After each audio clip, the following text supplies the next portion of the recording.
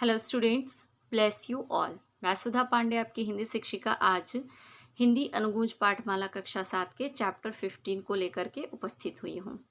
Students, इस chapter का नाम है बूढ़ा कुत्ता। अब आप सबके मन में एक क्वेश्चन आ रहा होगा कि मैम ने चैप्टर 6 तक तो सब कुछ कंप्लीट करवाया, फिर सडनली चैप्टर 15 क्यों पढ़ाने लगे? तो उसका एक रीज़न है। रीज़न ये है कि आप में से किसी एक ने मीन्स आप में से ही किसी ने मैसेज किया था चैप्टर 15 को एक्सप्लेन करने के लिए। मे बी उन्हें कोई नीड हो, तो मैं चैप्टर 15 को पहले कंप्लीट करा लेती हूँ, फिर उसके बाद से जैसे हम सीक्वेंस से पढ़ते हैं उसी तरह से चैप्टर 7 से लेके चैप्टर 14 तक पढ़ेंगे। आफ्टर दैट 15 के बाद जितने भी चैप्टर्स बचे हुए हैं वो हम कंप्लीट करेंगे, ठीक है। अगर इस ड्यूरिंग आपका कोई क्वेश्चन है या फिर आपकी कोई क्वेरी है तो आप मुझसे पूछ सकते हैं, ठीक है। हाँ, लेकिन वो क्वेश्चन या फिर क्वेरी वो एकदम से रिस्पेक्टिव वे में होना चाहिए, अदर थिंग्स बिल्कुल भी नहीं होना चाहिए, ठीक है। और एक चीज़ के लिए मैं सॉरी फील करती हूँ कि मैं आपको कंटिन्यूअसली वीडियोस प्रोवाइड नहीं करा पाती हूँ, उसके लिए I am very sorry.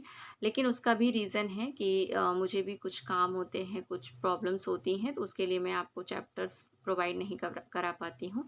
But मेरी कोशिश रहेगी कि मैं आपको time to time videos provide कराती रहूं और आपके क्वेरीज को सॉल्व करती रहूं, ठीक है।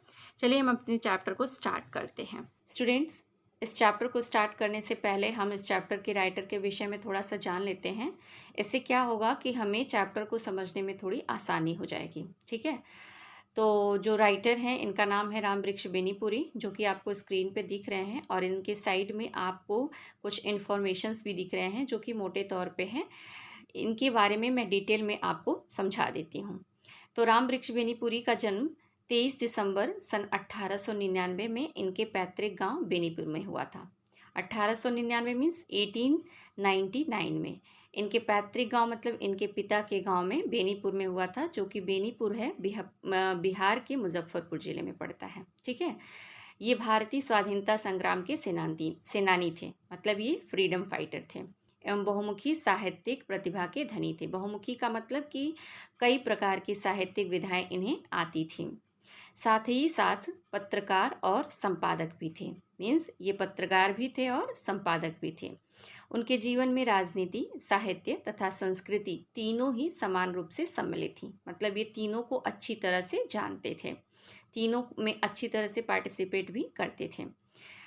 और इनकी भाषा जो थी वो सरल, सुबोध तथा बहुत ही रोचक थी, मतलब ये बहुत ही अच्छे लैंग्वेज में, बहुत ही इजी लैंग्वेज में लिखते थे। गद्य के क्षेत्र में इन्होंने कई तरह की रचनाएं की हैं, जैसे कहानी, उपन्यास, संस्मरण, निबंध, नाटक, जीवनी। इन रचनाओं के साथ साथ इन्होंने क्या किया है, संपादन एवं आलोचना का काम भी किया है। इसके अलावा ये यात्रा वृत्तांत तथा ललित निबंध भी लिखते थे, ठीक है। और इसके साथ ही साथ गद्यकारों में इनका विशेष और महत्वपूर्ण स्थान था। और इस महत्वपूर्ण प्रतिभा के धनी जो इंसान थे, मीन्स रामवृक्ष बेनीपुरी जो थे, इनकी मृत्यु जो है वो 9 सितंबर 1968 में, यानी कि 9th ऑफ सितंबर 1968 में हो गया था, ठीक है। ये तो था इस चैप्टर के राइटर का जीवन परिचय। अब इनके द्वारा लिखी गई जो रचना है, मीन्स जो संस्मरण है, संस्मरण मतलब होता है कि बीती हुई बातों को याद करके लिखना, उसके बारे में हम जानते हैं।